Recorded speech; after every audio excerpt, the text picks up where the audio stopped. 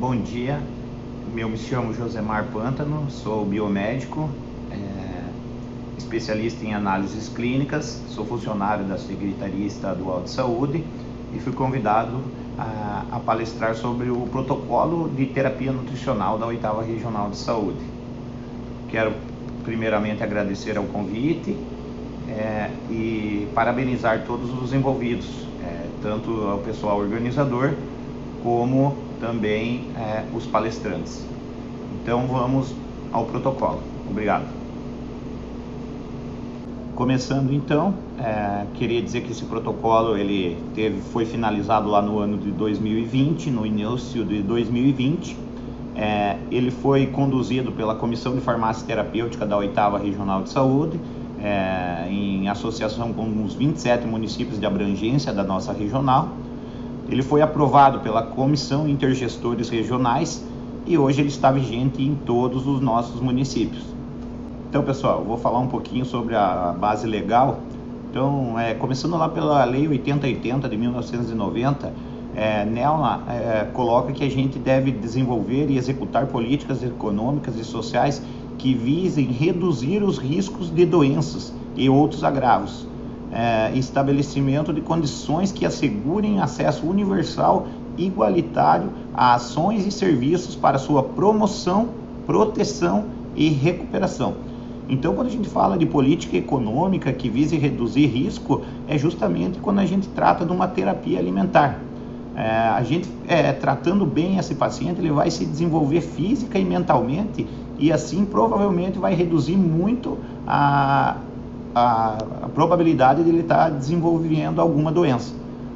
Também lá no artigo 18 dessa mesma lei diz que isso cabe à direção municipal do Sistema Único de Saúde, executar, além de outros serviços de alimentação e nutrição. Então isso é uma responsabilidade do município, vamos dizer assim.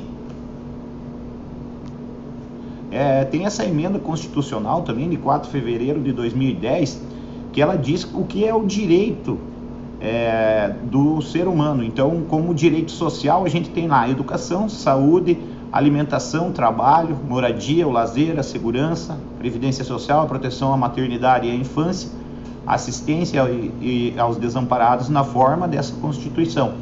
Então, essa emenda aí, ela já nos coloca que são direitos sociais, por exemplo, a alimentação e a proteção à maternidade e à infância.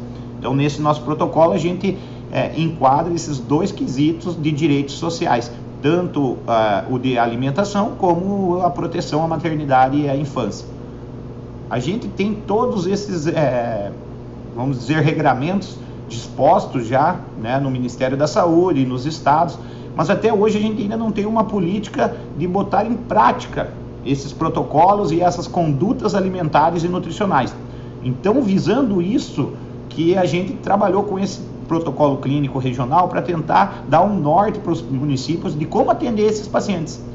Em nenhum momento um objetivo do nosso protocolo é desestimular o aleitamento materno, muito pelo contrário. Inclusive, um dos primeiros, ele cita o seguinte, que é estimular o aleitamento materno exclusivo até os 6 meses de vida, mesmo na criança portadora de alergia, tentando se mantê-la o mais tempo possível em aleitamento, né, orientando a mãe dessa criança das condutas que devem ser seguidas.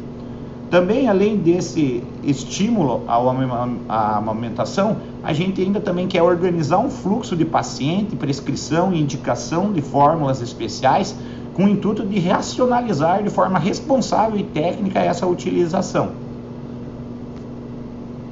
Além de evitar a utilização incorreta ou mesmo não recomendada de fórmulas especiais, preservando a integridade do paciente e o uso adequado e racional dos recursos públicos. Também estabelecer critérios de dispensação dessas dietas e suplementos para o seu adequado uso, basados em evidências científicas atualizadas, considerando os mecanismos disponíveis e adaptados à nossa realidade. Promover capacitação para as equipes de saúde do programa de dietas especiais. Então, todos os objetivos são voltados à nossa realidade. Então, quando a gente fez um levantamento, um estudo sobre o impacto desse protocolo, a gente levou em consideração a nossa região, então os 27 municípios da nossa região. Então, como eu já falei, o aleitamento materno é um quesito muito importante dentro do nosso protocolo, para a gente não pensar em deixá-lo de lado, tendo em vista que a gente tem essa disponibilidade de dietas. Então, lá dentro, a gente colocou mais uns textos estimulando o aleitamento materno. Então, uma parte dele é essa que eu coloquei ao lado, que nos diz que o aleitamento materno é a mais prudente estratégia natural de vínculo, afeto, proteção e nutrição para a criança, e constitui a mais sensível, econômica e eficaz intervenção para a redução da morbimortalidade infantil. Propicia ainda também um grande impacto à promoção de saúde integral do binômio mãe e bebê e regozijo de toda uma sociedade, que ao observar que uma conduta tão natural pode ter tantos resultados, isso nos deixa muito satisfeitos, vamos dizer assim, por poder, vamos dizer, economizar recursos, enfim, e também ver que o afeto, a proteção e o vínculo que é criado entre a mãe e o bebê quando dá a amamentação, claro que vai proteger tanto a criança como a mãe. Inclusive, estima-se que tem uma redução de 4,3% no risco de desenvolver de câncer de mama para cada ano de lactação. Além que ela tem uma influência direta e indireta no controle de doenças como hipertensão, diabetes, obesidade. Então tudo isso estimula o aleitamento materno e nos faz pensar um pouco diferente, né? Dentro de um protocolo de terapia nutricional, onde a gente acaba estimulando o aleitamento materno, né? Então a gente tem aqui os passos, agora falando em si, os passos da nossa terapia nutricional. Então, primeiro de tudo, o paciente deve passar por uma triagem nutricional. Após essa triagem nutricional, vai ser avaliado vai ser feita uma avaliação nutricional do paciente em risco, ou nutricional ou desnutrido. Então, essa avaliação e essa triagem são para depois a gente poder fazer o cálculo das necessidades nutricionais. Com esse cálculo das necessidades, a gente vai ver o que a gente vai usar como terapia para esse paciente. Então vem aí a indicação da terapia nutricional a ser instituída. Logo após o paciente fazer o uso, a gente vai monitorar e acompanhar o estado nutricional desse paciente. E também vai aplicar os indicadores obtidos para melhorar o nosso protocolo da terapia nutricional. Indique que o protocolo cite, que a gente saiba que o aleitamento materno é muito importante e que deve ser mantido, a gente tem condições que contraindicam esse aleitamento materno. Então, aqui a gente vai falar um pouquinho sobre essas condições. Primeiramente, condições permanentes, que são a infecção pelo vírus da imunodeficiência humana adquirida, o HIV, e o vírus linfotrófico humano de células T. Então, essa infecção por esse vírus, ela contraindica o aleitamento materno, e as crianças dessas mães com esses vírus serão atendidas pelo programa Leite das Crianças, que já é um programa do governo federal que envia esse alimento direto para os centros de aconselhamentos e testagem, SAI e CTA. E lá o paciente e a mãe e o bebê, no caso, vão receber essa fórmula enquanto for necessário. Também a gente tem condições que contraindicam temporariamente o aleitamento materno. No caso são infecção materna pelo citomegalovírus, somente em casos de prematuros, infecção materna pelo vírus da herpes simples e herpes zoster, em caso de uma lesão na mama, infecção materna pelo vírus da varicela, infecção materna pelo vírus da hepatite C, no caso também de lesão na mama, hanseníase, quando a mãe não tem tratamento, infecção materna pelo trypanosoma cruzi, que é a doença de Chagas, apenas quando for na fase aguda da doença, tuberculose pulmonar, sem tratamento e sem falta de higienização. Então essas são condições que temporariamente contraindicam o aleitamento materno. E a gente também tem condições que não são infecciosas, que contraindicam o aleitamento materno. Mãe em quimioterapia e radioterapia, mães em exposição ocupacional ao ambiente de metais pesados, como chumbo, mercúrio, e o uso de medicamentos ou drogas e metabólitos que impeçam a mãe de estar fazendo a amamentação. Então, quando a gente fala sobre uma terapia nutricional, a gente, além de estar falando de uma parte ligada à doença, a gente também está falando uma parte ligada paciente que não pode ser amamentado. Então aqui eu vou só colocar para vocês primeiramente condições ligadas a doenças que podem vir a causar desnutrição e que o paciente pode vir a ser atendido por esse protocolo. Então, são doenças de boca e faringe, esôfago, estômago, dificuldade de sucção e deglutição, anomalias esofágicas, né? Atresia do esôfago, fístula traqueoesofágica, refluxo gastroesofágico, em caso que não responde ao tratamento habitual. Também tem hipermetabolismo, no caso de queimadura, sepse, trauma múltiplo, tétano, ingestão oral inadequada, então de menos de 60% das necessidades nutricionais, deficiência de crescimento e desenvolvimento, pacientes neurológicos como a paralisia cerebral, fibrose cística, insuficiência renal ou hepática, doença cardíaca congênita, doença de Crohn, síndrome do intestino curto, doença hepática crônica, anorexia e perda de peso, pancreatite e suporte à radioterapia e à quimioterapia. Então, se alguma dessas situações clínicas do paciente causar desnutrição, ele está apto a receber as dietas fornecidas no nosso protocolo.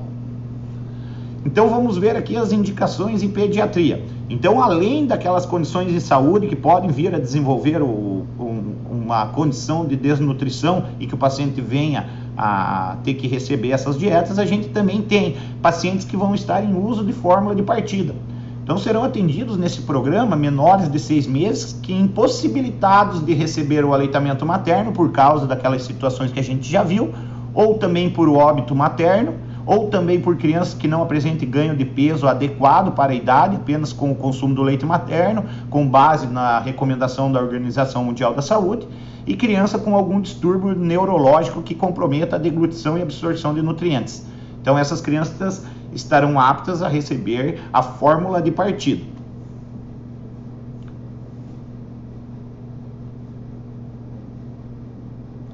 Então, agora, pacientes em uso de fórmula de segmento.